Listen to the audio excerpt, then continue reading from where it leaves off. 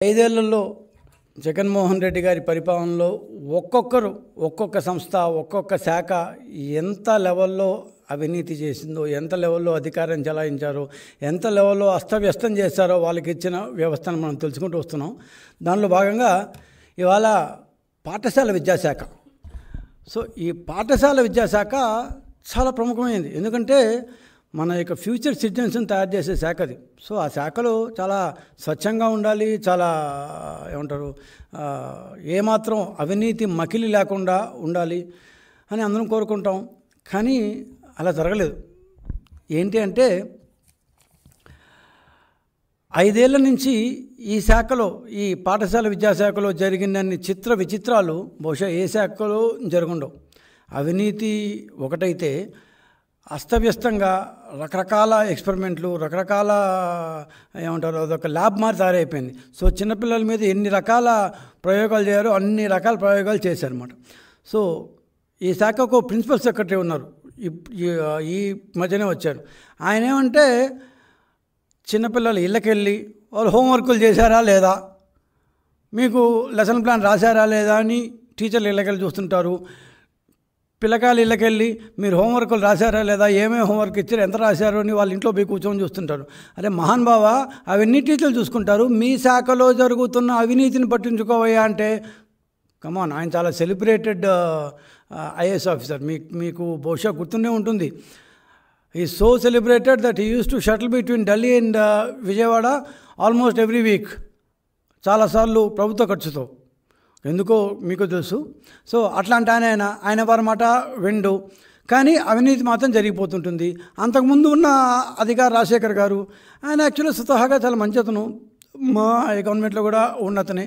కానీ ఎందుకనో జగన్మోహన్ రెడ్డి గారి మాట కాదంలోకో ఏమో తెలియదు, కానీ అవినీతి అట్లా వచ్చాయి. అట్ ది సేమ్ టైం ఎక్స్పెరిమెంట్లు అంత ఘోరంగా జరిగాయి.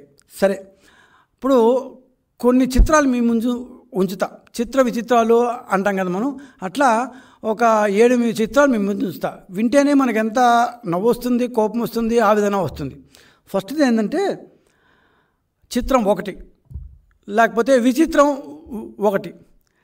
ఆంధ్రప్రదేశ్ పాఠశాల విద్యాశాఖలో విద్యార్థులు తక్కువయ్యే కొద్దీ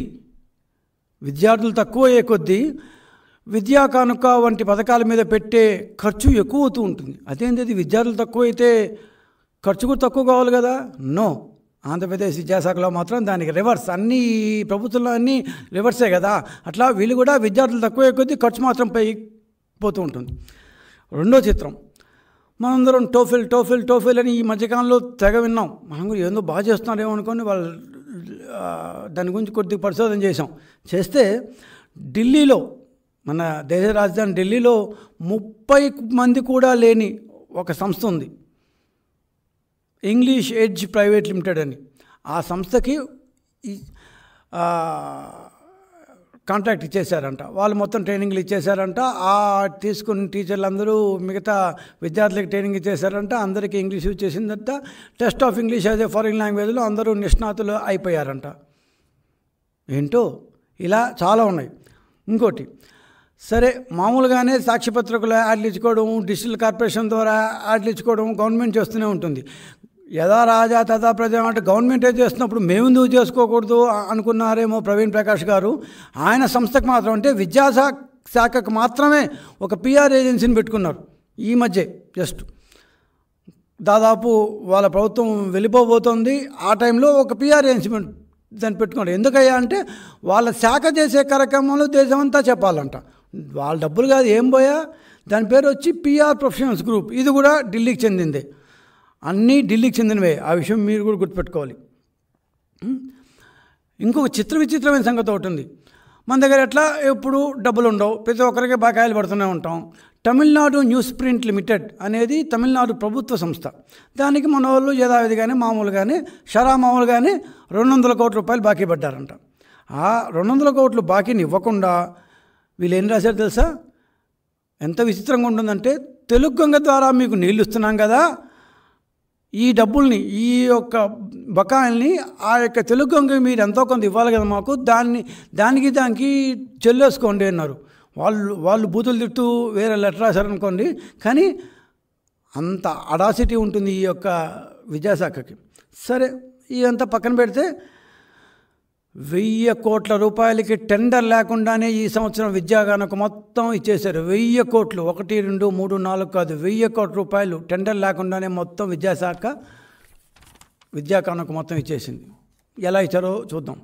ఎందుకయ్యా చిత్రం 6 ఎందుకయ్యా పిలవలేదు అంటే, పాత బకాయిలు ఉన్నాయి కాబట్టి గుత్తేదారులు ఎవరు టెండర్లు దాఖలు చేయట్లేదు, అందుకని మేము విధి లేక ఈ టెండర్ లేకుండానే నామినేషన్ పద్ధతిలో ఇచ్చేసామన్నారు.